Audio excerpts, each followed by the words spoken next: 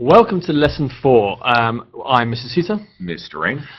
We're going to carry on from our rather short lesson last time by looking at what is it precisely that the Soviets do to expand. Last time we talked about why they expanded, and now we're going to see how they expanded. Now, before we get into specifics about particular countries, it's important to see there's a common formula, a common approach. Now, to understand this, you need to understand the course of the war. Essentially, Germany attacks, they do really well, they push into Russia. It turns out Russia's quite big. And then they get pushed back. So I'm paraphrasing, but they get pushed back. And the Soviet soldiers are attacking from one side, and they're pushing in from the east, the Germans from the east, and taking back all the lands the Germans had taken, and the Allies are coming from the west. And they broadly meet up in the middle. Now, all those soldiers which had been pushing Nazis back, right to Germany, are now stood in most of Eastern Europe. And they don't leave. And this is very, very important. They remain officially in occupation, but it's very important to understand that when you have soldiers in a country, you have much more power to influence events, both directly by forcing people out, but also indirectly by having a presence to manipulate elections, for example. And that's really important. And this is why, for example, where in sort of West Germany or areas of Italy where the Allies, where the Western capitalist powers have soldiers there rather than Soviet soldiers there, we see very different reactions. But in the states where there are Soviet soldiers in quote-unquote occupation, we see them almost always go communist.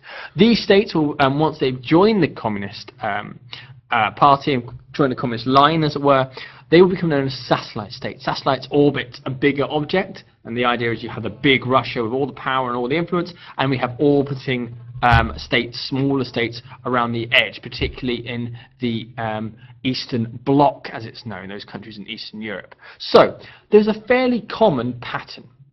First things first, coalition governments, which are when you've got two different parties in agreement, are set up in many countries where communists share power with other political parties, the Smallholders Party, for example, in Hungary. Gradually, backed by Stalin, and certainly helped indirectly, if not directly, by the presence of soldiers, the communists gradually take over the security, the defense, and the civil service. That's actually who makes stuff in the government work.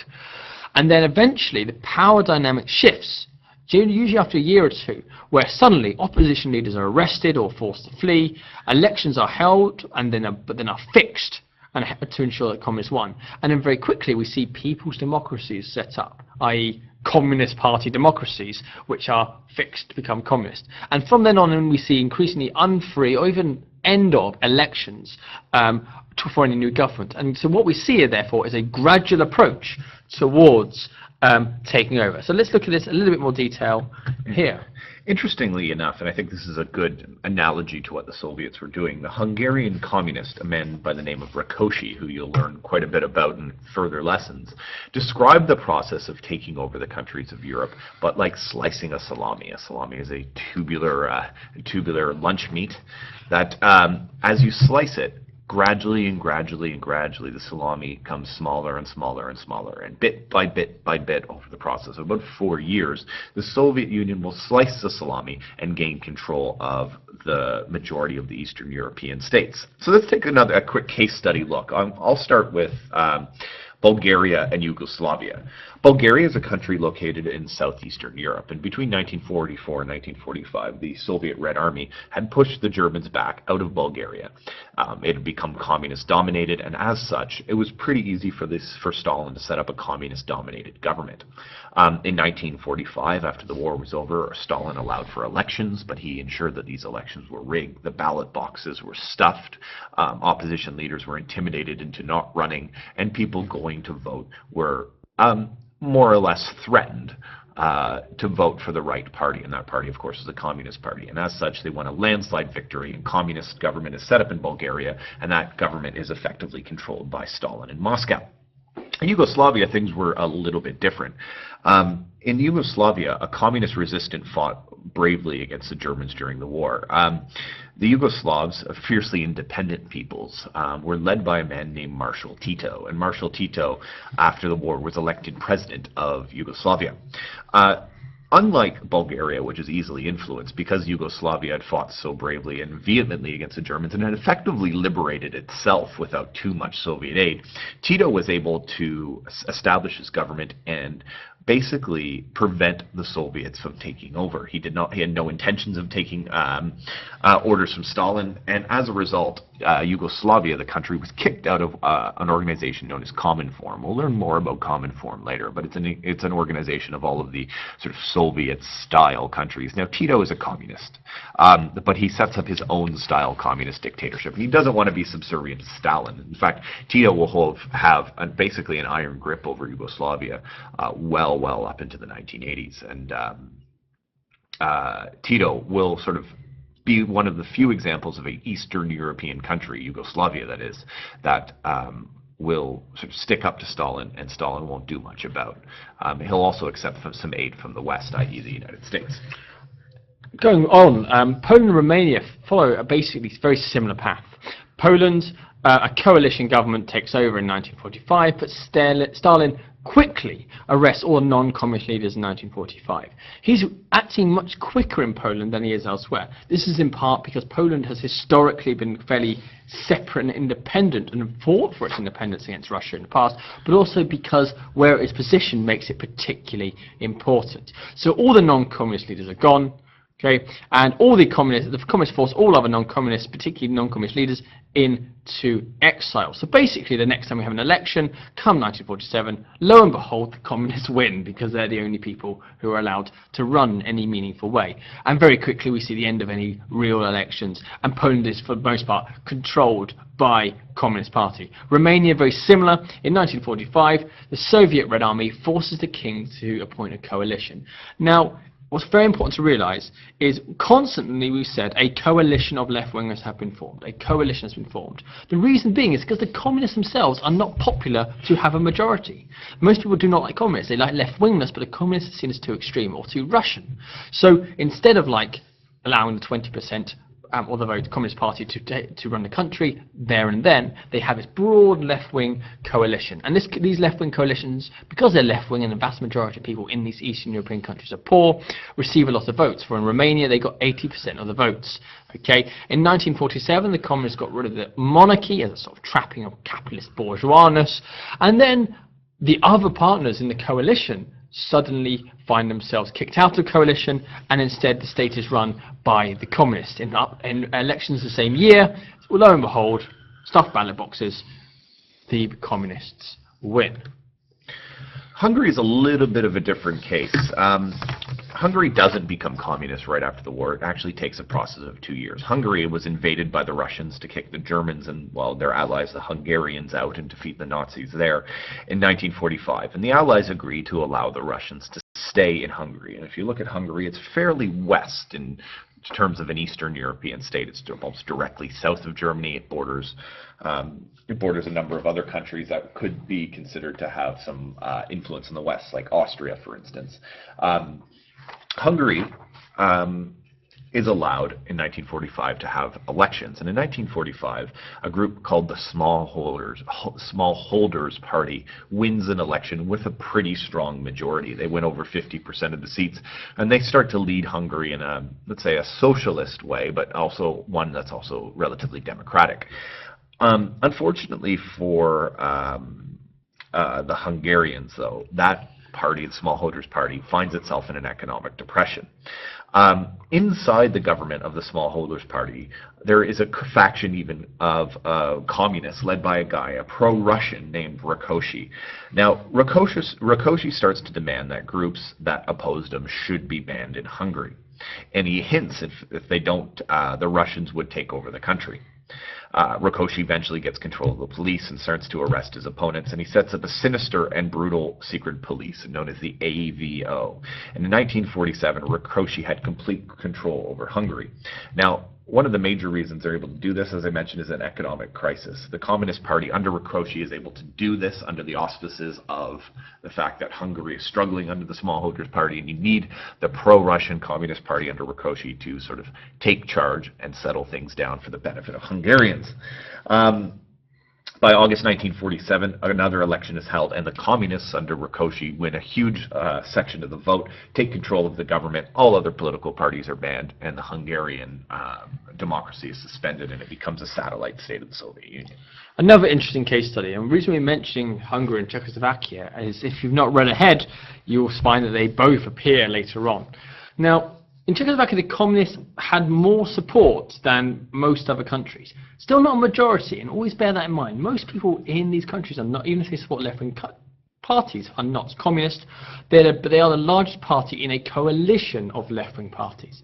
However, the communists in Czechoslovakia are always a little bit more Western-focused. This is in part because Czechoslovakia has always been closer to the West.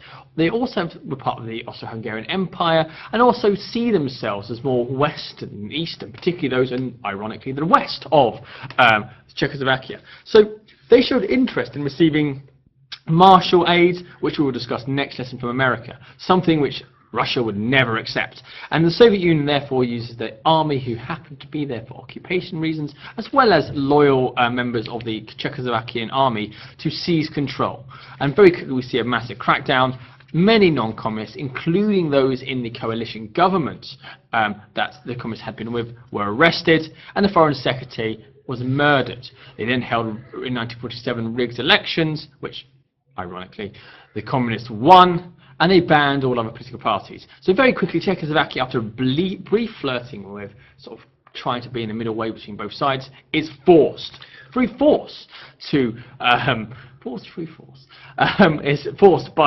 military might to become hardline and become as what Stalin wanted. But you really see here between Hungary and Czechoslovakia, and of course when you look at countries like Bulgaria, that the sort of Soviet formula is very much in play. Okay, let's get some communists in the government, let's trump up some sort of problem or issue, let's follow it with elections which are then rigged. Of course, the communists win these elections that are fixed through Soviet intimidation and corruption, and then of course use our power now to ban all political parties and insert a Stalinist friendly regime into that country. Another way that, and this is relatively common, when you want people to follow a country or an ideology, it's oftentimes important to have organizations that are branches of that control different things. The Soviets will extend further, of course, than just the establishment of friendly governments. They will control both the economy and the political organizations of each of these satellite states, if you will, through two organizations that they set up. These ones are known as Cominform and Comecon. First one is to control the party, so all of the political parties and all of these satellite states have to be part of Cominform. You'll recall that Yugoslavia, because Tito wouldn't follow the Soviet line, was kicked out of Cominform because he wouldn't listen to the orders of the leader Stalin, who's in Moscow. And then, of course, to control their economy in the ways that Stalin would want, to get them to produce things that Stalin would want, to get them to send things to Russia that Stalin would want.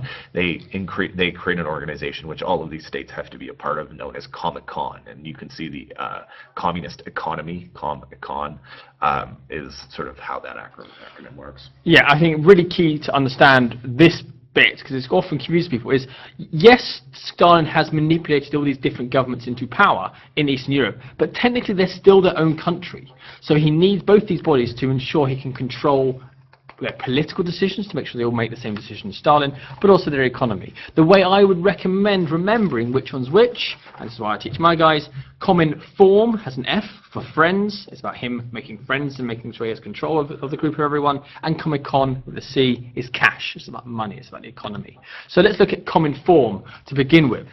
It's set up in October 1947. It's called the Communist Information Bureau, but Cominform will do. And its particular goal is to coordinate and organize the communist parties of Eastern Europe. Now, officially, this is about them all sitting around the table and they're coming to an agreement fairly, and so that everyone is the best represented. Now, obviously, as you can imagine, yes, they probably do sit around the table, but Stalin is at the head of the table telling everyone what to do. There is no agreement. This is a mechanism for Russia to say, you are going to do this law, you are not going to accept this, you are going to do this, we are going to go to war this person, you are providing this many troops. Essentially, it's a way of getting complete control of the politics without officially having it as part of your country. So, because obviously Stalin wants to pretend, at least, that these countries have free choice to be communist.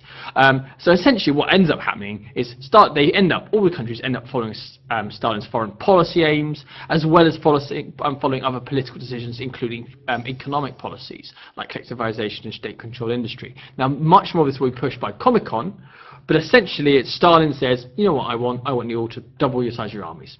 And then they go to Cominform, everyone sits around a table and they say, yes, Comrade Stalin, and they do it. So it's a way of controlling rather than agreeing. Any members, as Mr. Rain mentioned, who don't follow the line find themselves expelled very quickly, such as Tito, who doesn't listen to Cominform and is kicked out and made basically a pariah, means a almost separate, hated state in a weird limbo between capitalist West and communist East.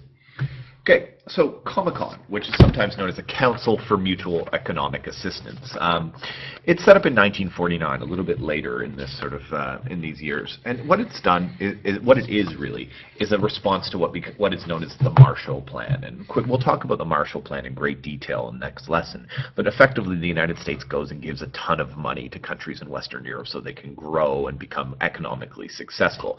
That way, number one, the countries that are sort of on the border of the Soviet East are strong and powerful and loyal to the United States. But number two, with money comes a good degree of control on how that money's spent. So the United States had some ulterior motives. So the Russians saw this as a threat to them, something that actually, if copied, would increase Soviet control over the economies of these Eastern European satellite states, which they had controlled since mostly 1945. So what they do is they financially support all of the countries in Europe. But what in reality this means is that in exchange for the cash to rebuild many of these countries, I mean, think of the Poland picture from last lesson, how destroyed Poland was. All of that needed to be rebuilt. And Poland doesn't have any money. Everything was destroyed. So the Soviet Union lends the money. And in exchange for lending the money, they get control of the economies of all of these countries. The government of the USSR gets access in return to all of those resources, because they say, well, you don't have to pay us back as such, but what you have to do is give us your coal, your steel, your bread, your wheat, whatever it is that the Russians needed. And as they could then do with that whatever they wanted. They could trade it, they could keep it, they could partition it out, whatever they wanted to do. It gives Stalin and it gives the Soviet Union a great degree of control over the countries, the fortunes of the countries in Eastern Europe. And it also encourages economic specialization. It says to the Czechs, for instance, you guys are going to focus on heavy industry. Huge Czechoslovakian organizations such as Skoda, the auto works, which still make quite good cars today. They're owned by Volkswagen now, interestingly enough. But anyways, long story short, you get like the Skoda works in Czechoslovakia building a large degree of the cars that are made for all of the Eastern Bloc countries. You get in East Germany, you get a lot of like metals and steel produced. In Poland, they're forced to work on farming and producing wheat for the Soviet Empire. As some examples of Soviet control, the Hungarians produce train cars. What it does is says, okay, you guys will work on this, you guys will make this, you guys will make this. It's all controlled by Moscow, and it doesn't allow the country to really necessarily set up a balanced economy where they can flourish as an independent country, where they do some things and other things, but they all contribute to the pie. What they have is you have countries that are heavily weighted on building this for the entire Soviet-controlled area, and as such, directly controlled by the government in Moscow. Excellent. So, overall, that's it.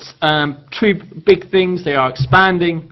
They use a combination of initially being coalition, then slowly using the fact that they have soldiers in the area to gradually get more and more control. And also, they then can use these countries that they've now got control of economically, politically, and make sure they toe the line through Cominform and Comecon. That's all from us. See you next lesson when we talk about the US&A.